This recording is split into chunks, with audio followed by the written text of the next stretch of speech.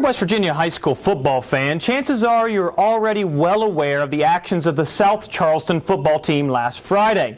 I sat down with Brooke High head coach and upcoming opponent for South Charleston, Tom Bruney, to get his take on the impending suspensions and matchup itself. What you are currently watching is actual footage from Friday night's South Charleston versus Hurricane quarterfinal matchup. With 14 seconds remaining in the contest, South Charleston's Javont Allen intercepted a ball and this melee ensued.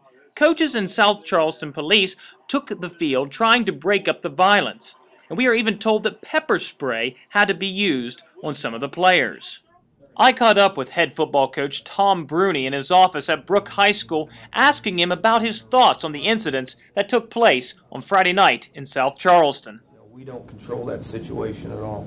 What happened down there Friday night happened, and the people in charge at the SSAC will make their decision. And so we got to plan and practice and prepare for whatever they put on the field Saturday. So, irregardless of what happens and what the outcome of that is, we have no control over it. So we're going to prepare like we always do. And as I said before, you know, the first thing we take a look at is us. What do we have to do, and how can we get 7 days better?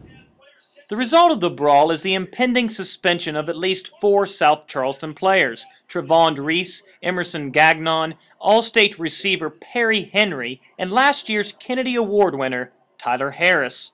However, all of the players that were suspended are filing an injunction that should be dealt with later this week. Still, with all this controversy, Coach Bruney still insists that it's not a distraction to his team. That was the first conversation we had today when we came together. Whatever happened, happened. There's nothing we can do about it.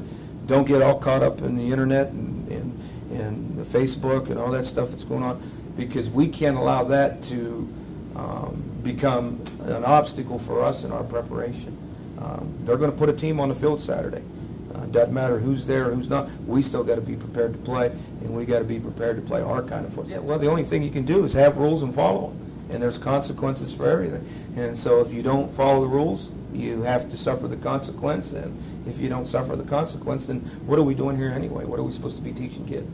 Coach Bruney also added that he himself was suspended this past year for a game, as well as 2 of his players, all of which took their suspensions without any injunctions.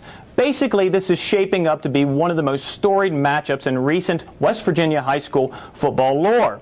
For the latest, head to WTRF.com. From the newsroom for 7 News, this is Nathan Marshall.